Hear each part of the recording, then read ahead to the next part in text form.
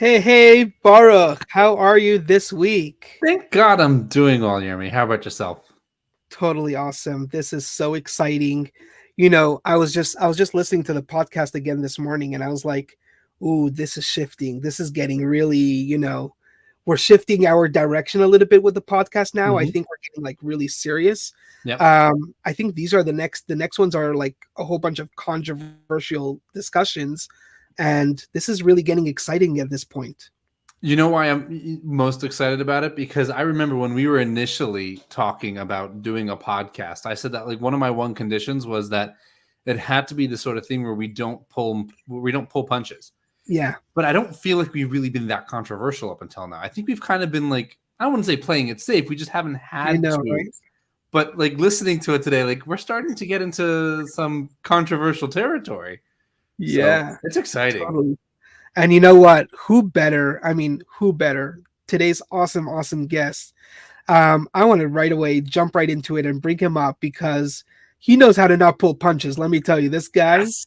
Scott Mason, right here, everybody. Woo! See, I started with a punch. There you You go. see that? There he is. Welcome, Man, he's Scott. one of my favorite people in the whole world. Scott Mason, right here. I love being able to be on the show of people that I am a fan of. So thank you so much for having me. We're going to keep it real tonight. Oh yeah. Well, we're definitely excited to have you here. I'm particularly excited because I think you're probably the first guest that in the pre-show I haven't had to ask how to pronounce your name because I'm pretty sure it's just straightforward. Everybody else, it's this like there's one aspect of their name that's complicated that I have to find out how do I pronounce it, and then the entire intro I'm worried about, am I pronouncing this right? Did I just mess it up? So thank you for having an easy name to pronounce. I'm changing it now. I'm changing it. You made me realize I need to do some shifting. Sounds good. Well, let's get to that introduction. I'm going to read a little bit over here from your official bio, and then we'll get to hear your bio. So Scott Mason is our guest today. He is a speaker, author, podcaster, and coach who works with executives and successful entrepreneurs who are feeling stuck or stagnant in their career or business. After graduating from Columbia Law School, Scott worked for over 20 years as an attorney and senior executive with a variety of organizations in the government and the nonprofit sectors before successfully growing and scaling a manufacturing company. His insights on leadership and transformation have appeared in both book compilations and online magazines.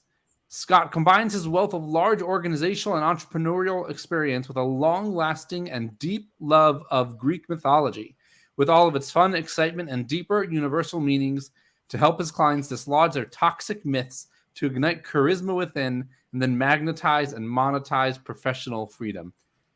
Holy cow. That's an impressive bio. Like, this is my first time reading it. Who is that person you were talking about? I don't even know him. the spectrum of experience you have there, that's incredible. Yeah. That's insane. Okay, so let's jump right into it. Tell us more about who you are and how you got to where you are, going through that journey of a law school, a manufacturing company. I think somewhere in there, I don't know if it was in the bio, but I think from our previous conversations, you have something to do with acting or like radio acting or something like that, right? Just to talk to us about who Scott is and your story and your journey and how you got to where you are today and what you do. So I don't have much of an experience in acting or radio acting, but I do have experience being dramatic. that's just because it's fun. Yes. I was actually born in London, England. I was the son of a woman who was in graduate school there studying linguistics, and she had an affair with a man who was visiting London as a law student. And out popped my cute little face. I was even cuter then. And two graduate students that were of different racial backgrounds in that era could not keep that child for a number of different reasons. So I was immediately put up for adoption as an infant. And I was raised by two American Midwesterners, African Americans, across the seas. And I was brought up in the American Midwest, Kansas to be particular, the outskirts of Kansas, and from an early age, as long as I can remember, I didn't fit in. There was no one like me there. It was a milieu that had nothing to do with who I was, what I wanted to be, or how I self-conceived. And I remember, y'all, I would go as a teenager out into the wheat field, not that far away from my house, day after day, and I would go jogging and jogging and jogging, 5-7 miles a day, and I'd tire myself out. But I had that time jogging in the fields all alone, just so I could be away from people. And then I'd look up at the stars at night, and I'd dream about living somewhere different, somewhere better, finding freedom.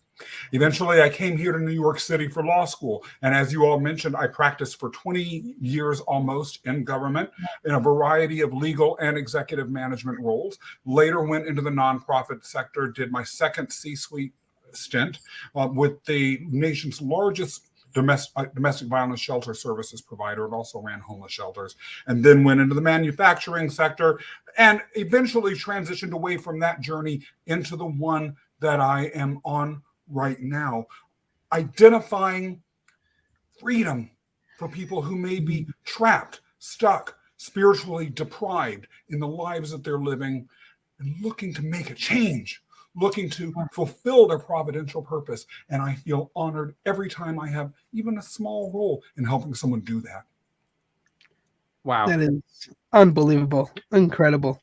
And let me just say, something that I found fascinating about you was recently you've been sharing a lot about, in your post that you post on LinkedIn, Greek mythology stuff and how you connect that into, the professional world and stuff like this. Now I'm, you got me at the professional stuff, like I'm a sucker for that stuff. I'm not so big in the whole Greek mythology thing. Anything that's not real, not like practically real for me is, it's voodoo stuff. It doesn't work for me. I'm gonna say that your stuff is literally the only Greek mythology, whatever stuff that I ever read, because I absolutely love how you make that connection between these stories and these these mystical creatures and all that stuff. It ties in, and so I know that's not really part of what we've discussed, but I would just love to hear what got you started with that. Like, what was that connection? To me, it fascinates me. I'm sorry. Did you not hear his story just now? Like, his story was like a story, like a mythical journey. Like, I even have it written down to ask about it because like that was the most like Greek mythological journey ever. Oh gosh. Okay, Scott, you take the Tell me what I'm not seeing here. Y'all will get me going off here. Thank you, first of all, for these very kind words about the post that I put out there. And I will say there is actually a spiritual component to this, although I didn't understand it at the time. So now, growing up in the backwoods of Kansas, our definition of an exciting, glamorous vacation was very different than the definition that I later came to find out the fancy schmancy people in places like New York City, where I live now, have. One time we went to Denver, Colorado for our vacation. And my mom took me and my little sister through the downtown area, and we were just looking in shops and window shopping, and we went into a bookstore. And y'all, I'll never forget that moment. I think I was 9 years old. I saw on a table, standing upright, the cover of a book called Delari's Book of Greek Myths. And this full color illustration on the book had the sun god from Greek mythology, Helios, on it. And it was like I was struck by lightning. That spoke to me so powerfully and profoundly. I went and I grabbed the book. I think it was $12, which was like $1 million to little 12-year-old me. And I paid it. I actually have that book right here by my desk to this day.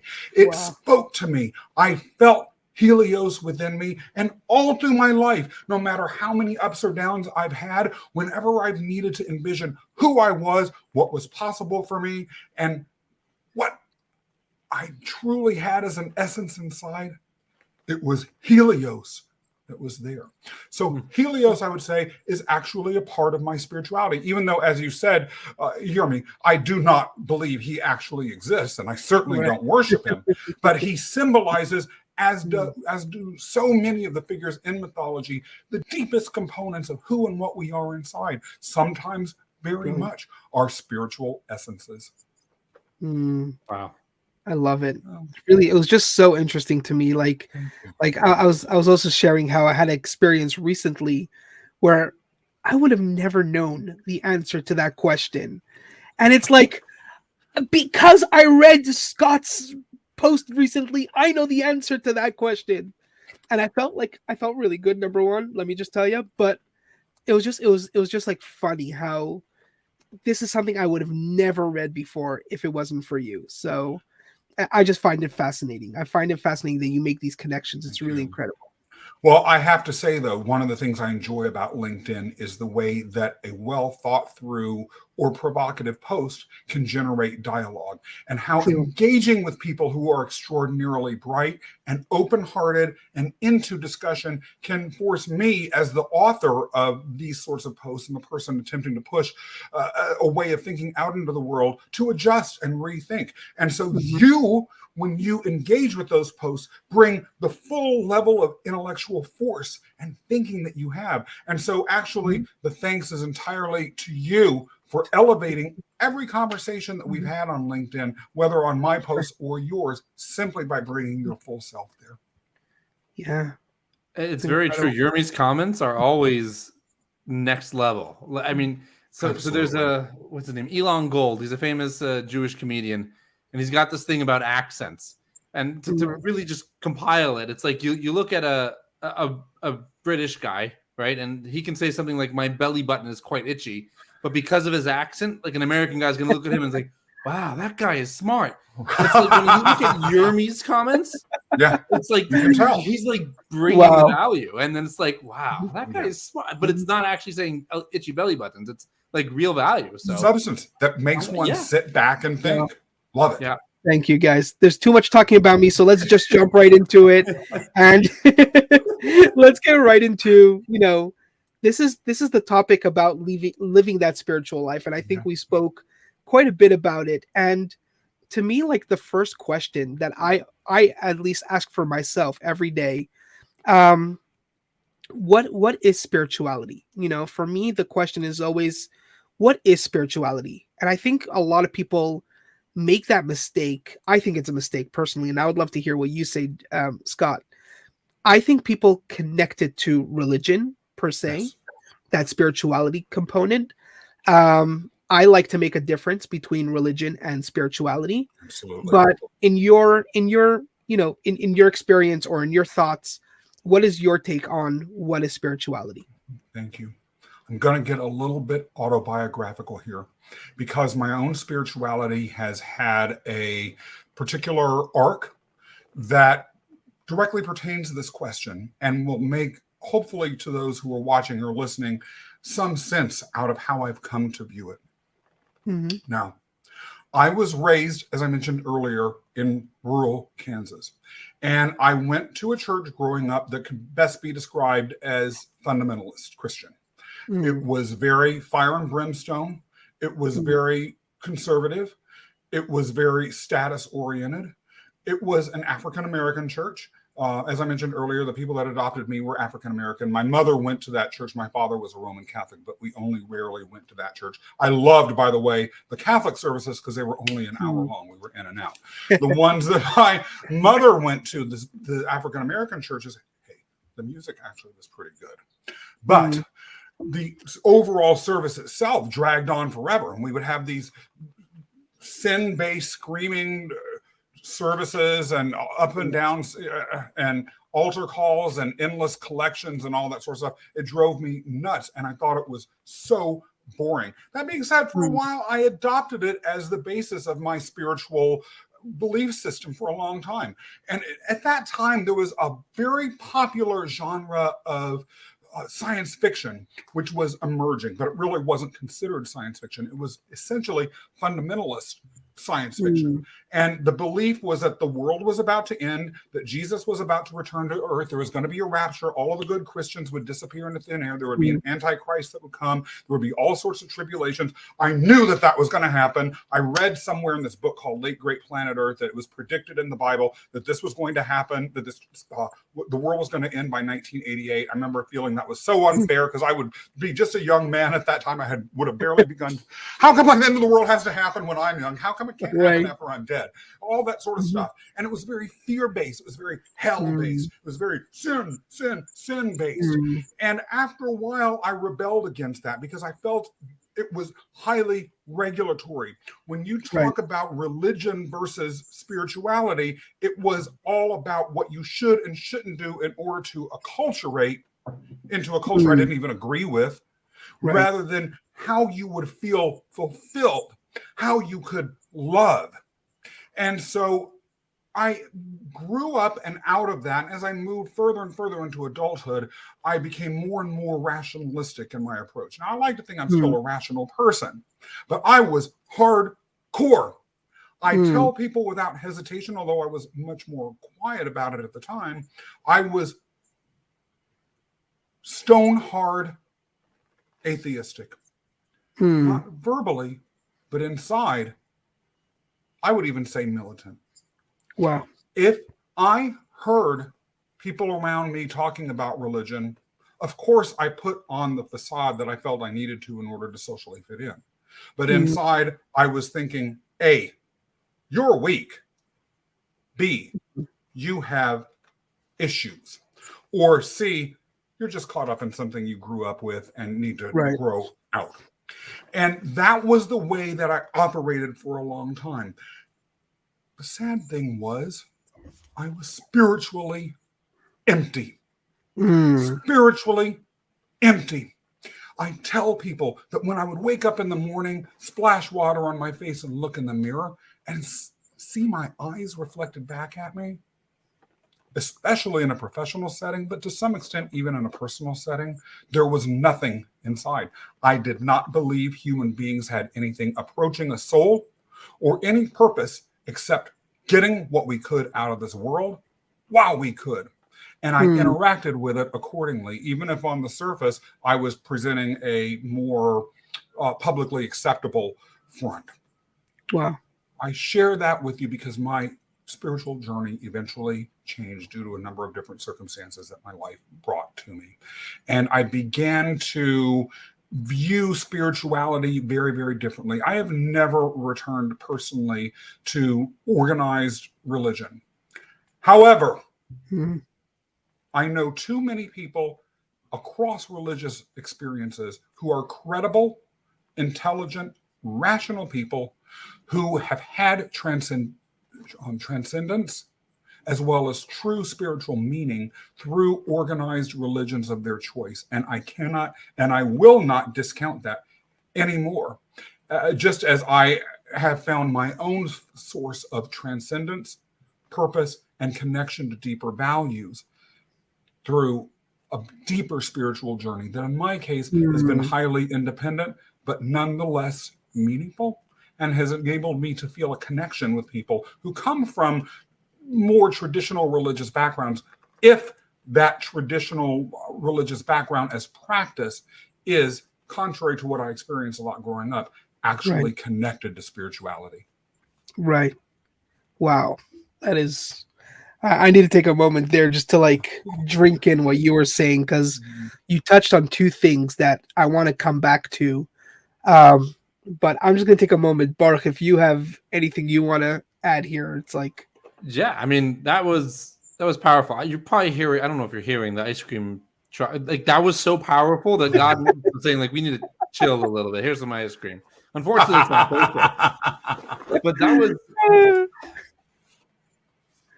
I don't know, there's so much, like, hear me, like, there's so much there that I actually want to kind of take a step back, because the idea that, and we kind of spoke about this today, the idea that religion and spirituality are they're connected, but they're not the same thing. Correct. It's like when you look back in the Torah, in the Bible, right? Abraham, Isaac, and Jacob, they were the ones who created the three main prayers that we Jews say.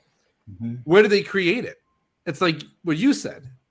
you when you were growing up in Kansas, you would go out to the fields, and Mhm. like there you had this different feeling, you had this different connection. Yeah. That's where the forefathers, the three forefathers, that's where they created these prayers, because that's where they connected. We connected out in nature. And there's a great book called Wild at Heart. I forget who it's by, but it's by I believe a Christian counselor, also a pastor. Counselor. Mhm. So he wrote this book called Wild at Heart, and it's absolutely brilliant, and it's all about kind of restoring manhood or manliness or whatever. But he points to how, all these great people throughout the Bible and throughout the New Testament and the Old Testament, they were fierce warriors, but they were also very godly people. And Mhm. almost every single time they went out into the fields, like that is where we connect with God. It's getting away from this construct of, mass-produced religion, and like you have to do X, Y, and Z. I think we spoke about it today in the show. We said how, religion is the what and the how. Spirituality is the why, and therefore it has to be highly personalized. So what you're sharing, how you saw that, like, okay, you like this one better, well, because that was just the what and the how. The what and the how was an hour, right? But that really wasn't what it was about. It's about so much more. Incredible share. Thank you. Incredible insight about it. Thank you. And you see, I really connected to the part where you said that spiritual emptiness, and I think that is. Don't get me wrong. There are good parts about organized religion. There is a level of that's good. I think there's community and there's connecting and there's like-minded people. There's something to share about over there, whatever it is. The part that I don't like about organized religion is where more often than not the leadership feels that it has to control its organization. For example, I don't know, let's say it's a rabbi of a synagogue or a pastor of a church or whatever it is, and they feel it's their interpretation, and then whatever their interpretation is, and that's, let's say, letter of the law, and that's God's word or whatever it is. I feel that feeds that spiritual emptiness. Absolutely. And it's whereby I was very privileged. Just happened to be that I had one rabbi in my entire life who really, really fed my spirituality. And he was like, he looks around, he's like, you see all these rabbis and you see this whole community and you see this whole organization. Well, they're getting it from somewhere. So why don't you go to the source? Yeah. Go read the books, go get inspired, go do those kind of things. And what he was really, really focusing on is my spiritual emptiness. Yeah. He was making sure that I was filling my spiritual cup, if you will, and really getting my own inspiration. So being more inspired than just being, some kind of follower or whatever. And it took me a very, very, very long time. And I could only say confidently, it's been very recent, maybe in the last 5 or so years, where I could really, really look at myself in the mirror and say, hey, I'm a leader. I'm not a follower. And so I need to take on this, my understanding of my higher power. I call it Hashem. I call it whatever. But, my understanding and my connection. And so that to me is what spirituality is all about, that intrinsic connection. Yes, I'm still part of a community. I'm still part of an organized religion, but on my own terms, on my own understanding. Powerful. It's interesting. If I were to describe, and I can get into it a little bit more technically, but if I were to describe the experience of feeling spiritually connected, I like to frame it almost as though I am in the midst of a gigantic river. And the currents within the river may be going here or there. And I'm riding whatever current I might be on, that the river has set me on. And I'm accepting that the river has that current and me at the same place right then and there. That the pattern that the river has within itself with all of these currents may be bigger than I can comprehend ever, due to the limited nature of my own mind. But I do know this, that river is going to an ocean, or at a very minimum, a delta. It is going somewhere. I'm a small part of it.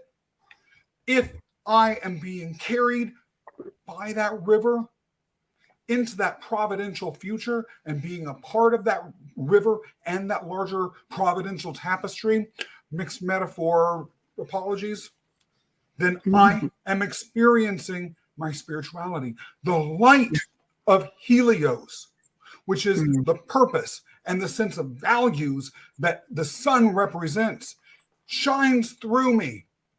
I'm spiritually connected. I'll just say one more thing. In my late 30s, during one of my darkest phases and during the height of my militancy inside about the lack of spirituality, I was on a bunch of medicine. And one of my staff members walked into my office and saw this line of medicine that I was about to call into the pharmacy to have renewed. And I remember she looked at it and she breathed in a little bit. Then she pretended like nothing was going on because she knew she might get in trouble. And she went on with the conversation.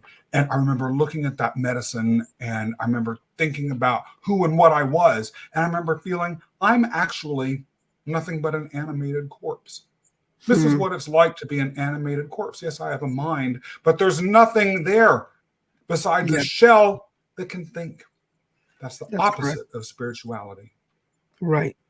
Right. That's it. That's exactly it. And I actually just want to highlight one comment here by Dr. Nupi, where it's your own sense of who you are, like knowing yourself. It's your superpower. That's really what it is. And I feel that there are a lot of organized religions that they try to, dim a little bit that superpower for whatever odd reason or whatever it is.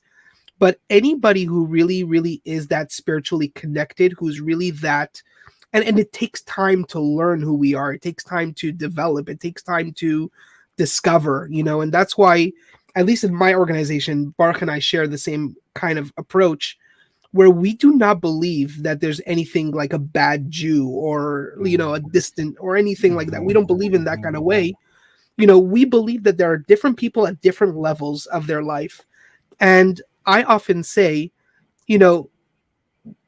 if you only take a minimal amount of something that connects you to whatever understanding you have to this spiritual higher power, whatever it is, that becomes your superpower. So, for example, me, I really connect to charity for whatever reason. I don't know how it makes sense or whatever. Even when I didn't have money, I was still generous and I was still giving and I was still, because that to me was that superpower. I'm generous at heart, whether it's with money or not, or with compliments or with a good word or empowerment or whatever it is. It's something I discovered that I just get a huge amount of fulfillment. And that to me is my spiritual superpower, if you will, And that's what we encourage people to do, is find that inner superpower that is godly within you, if you will, like that quotation thing. I unfortunately don't see it in organized religion, unfortunately. I wish I was wrong, but again, it's really finding yourself, finding thyself, as Dr. Nupi said. What I'm hearing is something that I fundamentally agree with, which is that spirituality is self-oriented with an absence of narcissism. Now, it doesn't mean that there is an absence of ego. In order to achieve anything or to get out of the bed and have any desires or anything like that, one has to have an ego. But to me, a lot of times what organized religions have let themselves become that disconnects them from spirituality is almost a sense of institutional ego, or I should say, the ego of the leadership driving ultimately where the spirituality or where the spiritual direction of the organization is. Spirituality, I do believe, it's embedded in what you said, has at its core connection with something that is bigger and greater than you. If, though, your orientation is solely about control or about dictating or about power or about image or anything like that, all of those are things that are fundamentally antisocial. In other words, they sever connection. And things that sever connection with others, by the way, as often as not, are severing connection with who and what we truly are inside. Hence, the disconnective effect that this, again, bureaucratic, power-oriented, legalistic approach to spirituality ultimately brings. It is at the, or at least one of the cores of the crisis in spirituality, and with regards to the crisis of membership in organized religions that the world is facing and that we've discussed before. Again, there are some new traditions that are emerging that are specifically focused on moving towards a deeper connection with spirituality more generically, or less denominationally. And then there are those that are seeking pathways within their existing denominations or their existing religious frameworks to try and reconnect back. But there is very much in our era a counterwind series going on here. A lot of push forward and a lot of push back, a lot of change and a lot of discrediting that's leading to people being lost. Yeah. And here's one of the things that comes to mind is, organized, like you said, organized religion is not necessarily bad. Like, this is not an organized religion bashing session. This is not at all simply, acknowledging the facts and looking at where we are. And I think, like what you said, a lot of it has to do with the ego and the bureaucratic aspect of the organized religion.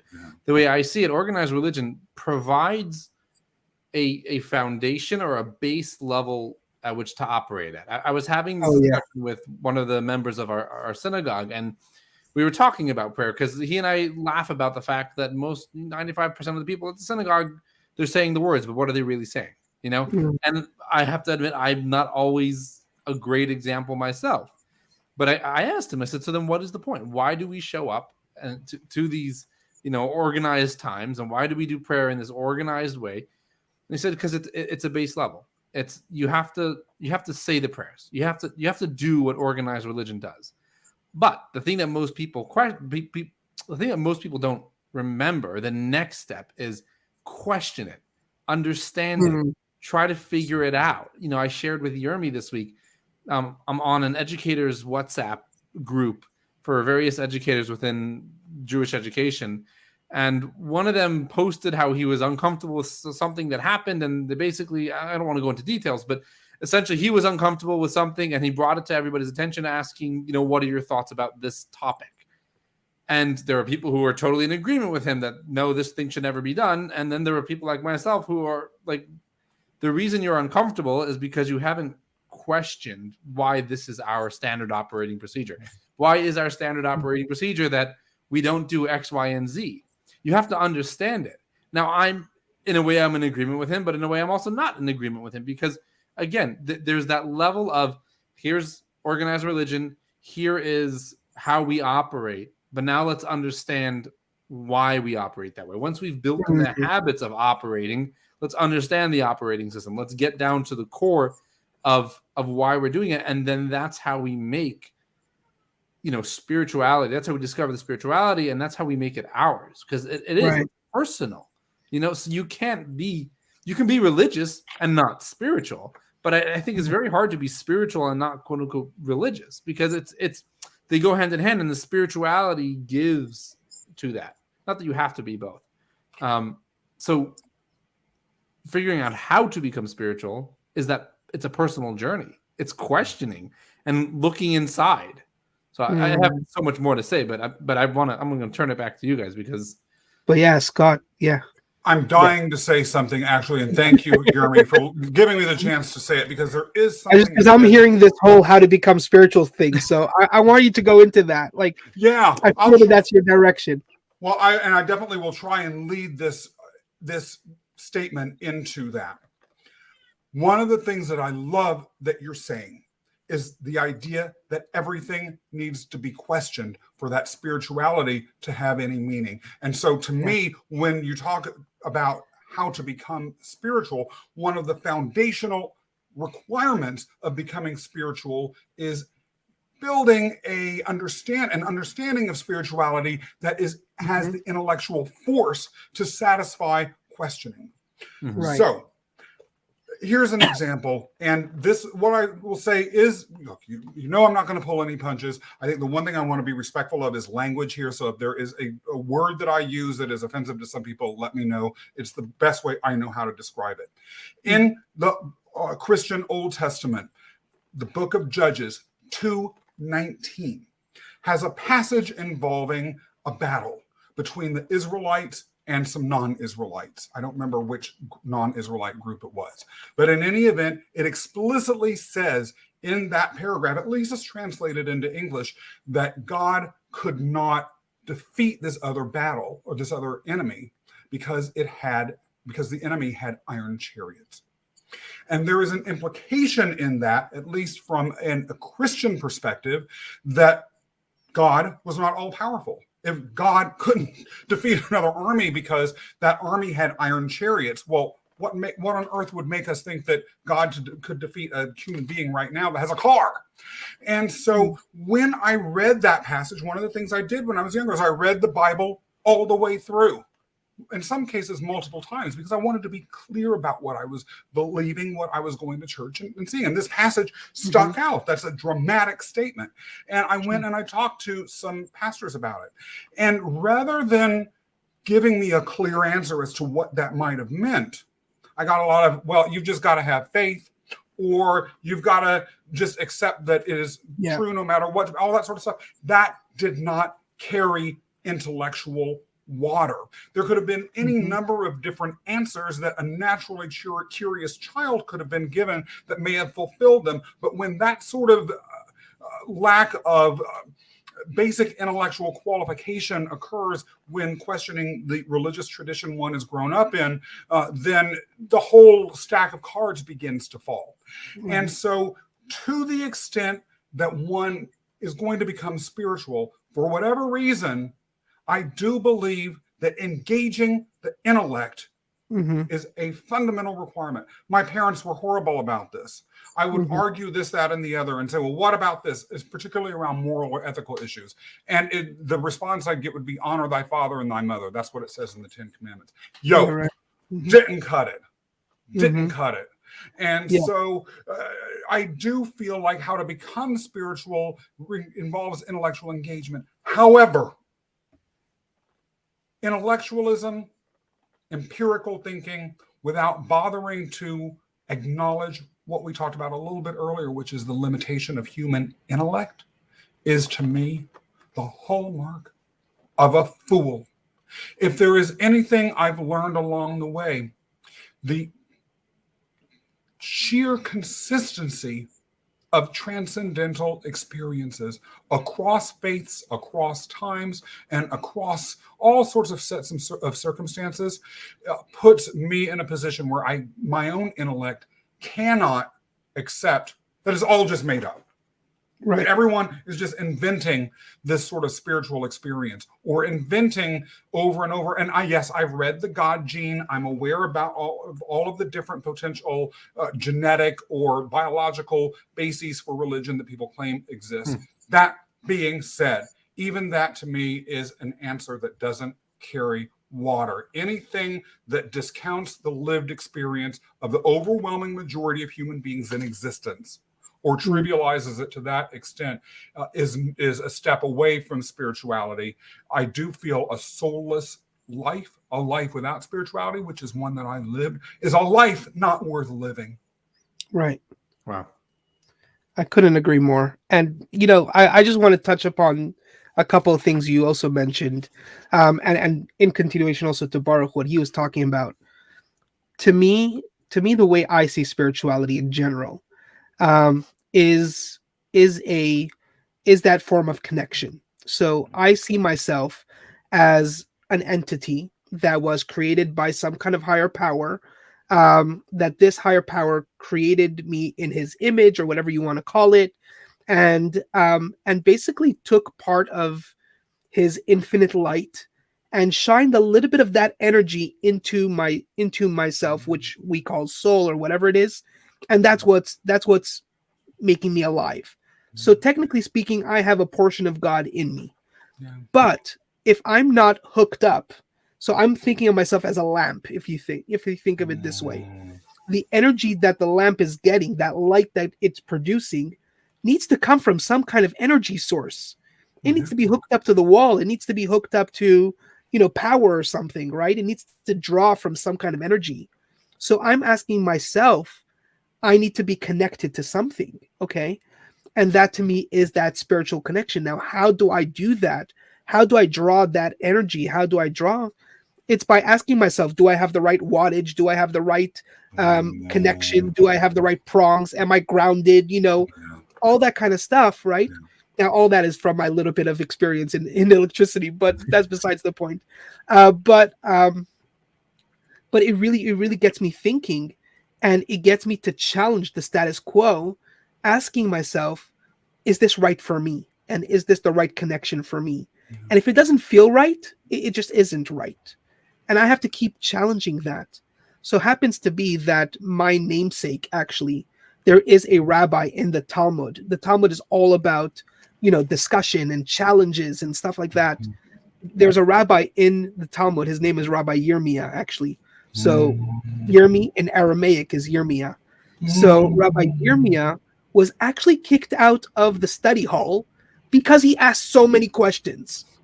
And I related to that. The moment I heard that story, I was like, yeah, that's me, like I do. And that to me is really what spirituality is all about, and how to become more spiritual is by challenging the status quo and asking those questions. Yeah. And in the end of the show, I'm going to show you how that all ties in together and why that's so important to life success and business and anything else that we do. But for this discussion, how to be more spiritual is really challenge and not being afraid to challenge. Yeah. Understand that that's a superpower. That's something that's unique to you, and don't be embarrassed. And hey, if a certain organized religion doesn't let you do that, but it's always about asking that question. And again, Dr. Nupi over here is saying being curious. That's so true. I agree with that, Yeah. I would add to that an area of curiosity and an area of self-exploration and of asking in particular goes as to ethics and values. Now, I personally have a definition for purpose that I express in a mathematical formula, which is skills and experience skills and talents plus experience times service is how I define purpose. Wow. However, going in the notes. Yeah, you better write that down. I want it one more time. Skills and talent plus experience times service equals purpose. That's the Scott Mason purpose formula. However, purpose alone isn't enough. Inner truth values is also at the core of spirituality. And if we're not questioning not only the values of those around us, but of those we are living, then we are also disconnecting from spirituality. Right. Spirituality is, of course, purpose pushed out into the world, purpose manifested through human action and behavior. But it is also connection to core values. Absolutely. And questioning those values. Now, we may have values that don't withstand questioning or don't withstand basic logic. So I'm not saying just indulge whatever values that you have. I may have all sorts of values. I may think that people with blonde hair are somehow inferior and need to be sitting at the back of the bus, just like my parents' ancestors were made to sit in the back of the bus in Alabama when segregation existed. That is a value system that would not withstand basic logic, would not withstand any sort of questioning or even any ability to survive an answer as to whether I would like to be treated that way under the golden rule. But if you're willing to truly question your own internal values all the time, to analyze your behaviors day to day as ethical decisions, not to mention holding up ethical standards for those that you associate with and thinking about the ethical standards of those in your culture, then you are, I believe, missing out on true spirituality. Right. Wow. I want to say one quick thing on that, and then I know Baruch has something to say about that, and I'll jump to him. But just to expand on, I think I missed it when I was saying there was one more element, and I'm very, very glad that you brought this up, because there's one more element in the sense of being truly spiritual. I can't remember exactly there was an expression I remember hearing. It's also in Hebrew, so it translates roughly into, if I'm just gonna say, hey, this is what it is, or this is my opinion, this is my thoughts, or whatever it is, that's the way humans are. Okay. Yeah. I think they say, 2 humans, four ideas, or something like that. whatever it is, like that's a human thing. I have my opinion. I could whether agree with you or not agree with you. What's a godly thing is that I could, even though we disagree on something, I could still get along with you. Yeah. Regardless Oh, of how whatever your opinion is, whatever it is, I value your opinion as a real, true, valuable opinion, regardless of how I feel or how I believe towards it. And that opened me up to to your mythical Greek stuff that I actually read, and I got educated a little bit more about another culture I would have never read otherwise. But I like you, and I respect you, and I appreciate you, and that's why I would read it, to connect with you. That's my way of connecting to you, and that makes us almost best friends. You know what I mean? That's incredible. Whether I agree with it, whether I don't, whether I believe in it, that doesn't make a difference. And that right there is a godly experience, a spiritual experience where I could love everybody and I could get along with everybody regardless. That to me is becoming spiritual. Although I do ask back around that, because this is something I wrestle with, and I'm glad to wrestle with it because I think that it is an important thing to wrestle with. Is there a boundary beyond which that tolerance of different ideas will not go? So I do think in American culture in particular, the idea you disagree with me, so I'm not speaking to you, or I don't like you, or I'm not going to engage in further, has gone to ridiculous extremes. Right? You don't like pink nail polish, so I'm not speaking to you. Right. Fine. I'm going to cancel you because you came up with a funky hairdo or made an off-color joke. I've got a problem with that. However, where does it stop? Those that advocated slavery in the American South, for instance, and actually went to war to preserve their right to hold other people in bondage. Is there a place where one can say, that's the ethical line that I draw? I will not like you if you're out there willing to send people to die so that you could be able to get free labor on the back of another human being, or people that have belief systems that they sincerely accept that are fundamentally racist in a whole other number of ways. All of us could talk at length and with passion about those that have acted that way and act that way, and in accordance with those value systems to this day. Now, the big question I have about that is whether rejection is truly the answer or engagement is the action. There is an African-American man, for instance, who's famous for going and meeting up with Klans people. That would be crossing a line I'd find very challenging. But he does it, and apparently a lot of people have hung up their Klans person robes because of him going that far and really living what you're talking about in a way that's beyond what most people would accept. Yeah. Wow. Well, go ahead, because that could be if we had like days on this topic, it wouldn't be enough. Right. But you're 100% right, and there has to be a level of boundary. It's something that I talk about. Baruch and I talk a lot about. We have actually a free course on it. It's called Mental Real Estate. So I'm going to put a link to that. I highly encourage a lot of people to take that, because you're right. There has to be a healthy kind of boundary, not one that pushes people away totally. Not one, for me, it's like, I tell this to a lot of missionaries. They come around to us and they're like trying to convince me about Jesus and whatever. And I'm like, listen, I'm not trying to convince you about, my Jewish God or whatever. I'm open to have a discussion with you, but not until when you're imposing on me, or when you're trying from. In other words, you're saying that my beliefs are not valuable, they're not correct, and now you want me to believe yours. That is infringing on my privacy. That's infringing on where I am, and that's where I'm going to draw a line. So clearly there has to be a healthy boundary, and it's an art form to learn how to do that and still be open and still be inviting. But I know Baruch was going to say something, and then we want to go into the last segment. No, I've got nothing else to add. This is one of those sessions where I'm just listening and I'm learning and in total agreement with everything. I mean, sure, we can talk about Rabbi Baruch. Rabbi, come on, you're a rabbi. You're come on, you're a little bit. I got my rabbinical ordination online. It doesn't count. Hey, with title comes responsibility, my friend. Yeah.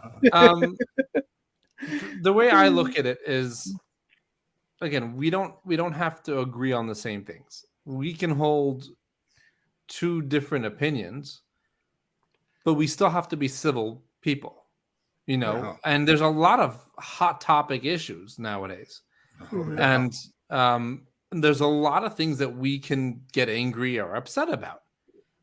And I have my beliefs, and I have my values and my morals and my ethics, and I have my reasons for it. And a lot of it comes from Torah, from the Bible, from God, from my religion. And that is how I'm going to believe, and that is how I'm going to hold. And that, there are certain things that this is the way it is for me.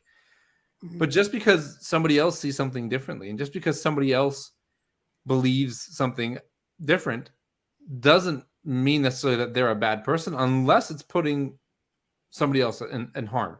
I Yeah. think that's where I draw the line personally. Yeah. Personally, I draw the line where if you're going to use your religious beliefs or your spiritual beliefs to harm another person, then I've got a problem.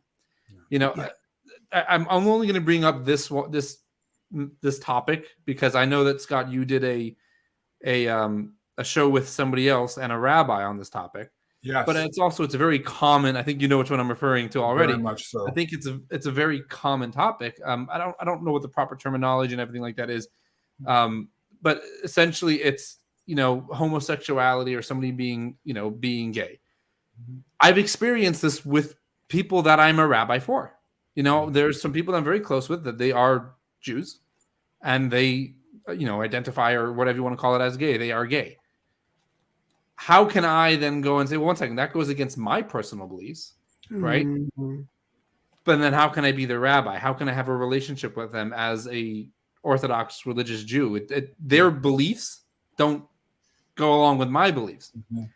Well, because my belief above that is, first of all, that's an issue that God's going to deal with. Mm-hmm. God doesn't, when it quotes it in the Torah, he says that, this is whatever. He doesn't say this is an abomination and you go and take care of it. He just makes a statement. Mm-hmm. Right. He doesn't tell us to go and do anything. Yeah. What he does say That's true. is treat everybody with respect. Mm-hmm. Love another person as you would love yourself. So my obligation is to treat anybody who does not hold the same beliefs as me, to treat them with respect, to treat them as an equal, to do what I believe God would want me to do, which is, elevate them and help them to connect with God, and let them take care of their personal matters on their own. I don't need to get involved in that.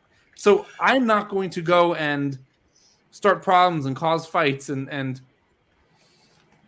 hurt somebody else just because of my beliefs.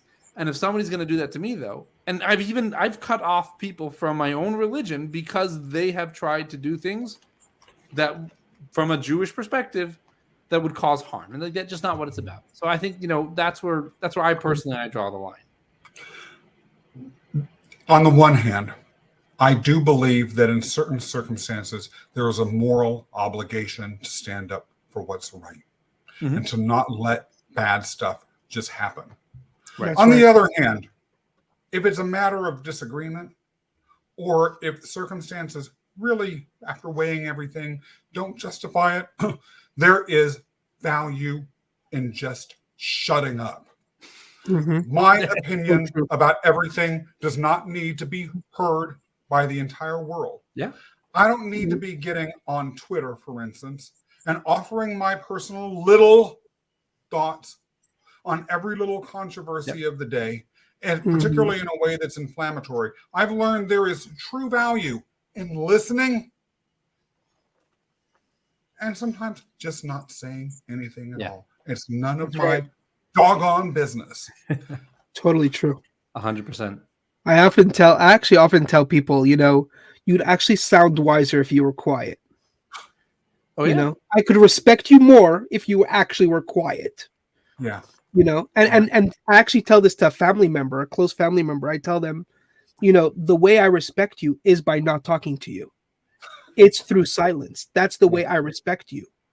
Because I know the moment that person opens up their mouth or I say anything or whatever, let's not go there, and it actually says it in Torah that the wise is the one who knows how to be quiet. Sometimes you need to know how to be quiet. I literally couldn't agree more with you. 100%. How many times have I been guilty of exactly that? Deciding I just needed to say something about something.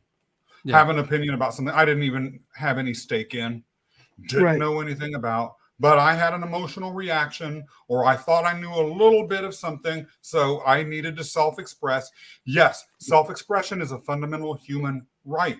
Self-discipline and self-restraint are profound virtues that, in my opinion, by the way, are Love it. deeply tied to a mature expression of spirituality. It's incredible. So let's just wrap up the show. This is actually something that we always do. We invite everybody to our clubhouse. That is tomorrow night, Thursday night at 7 p.m., because you guys have a voice and you guys should be heard as well. You have self expression in a healthy, in a boundary way. We actually very much pride ourselves with our clubhouse, where we give everybody the time to shine and to share their opinions and their thoughts. We have predetermined questions, which we call fire chats. And everybody gets a couple of minutes to share their thoughts on those things. Everybody gets a time. So you've heard Baruch and I talk earlier this morning about our opinions about this topic. You're hearing the awesome Scott, who's just about to finish us off on our last topic. And now it's your turn. And we really, really want to shine you tomorrow in our clubhouse, 7 p.m. The links are going to be either in the show notes or anywhere else where you get your information from.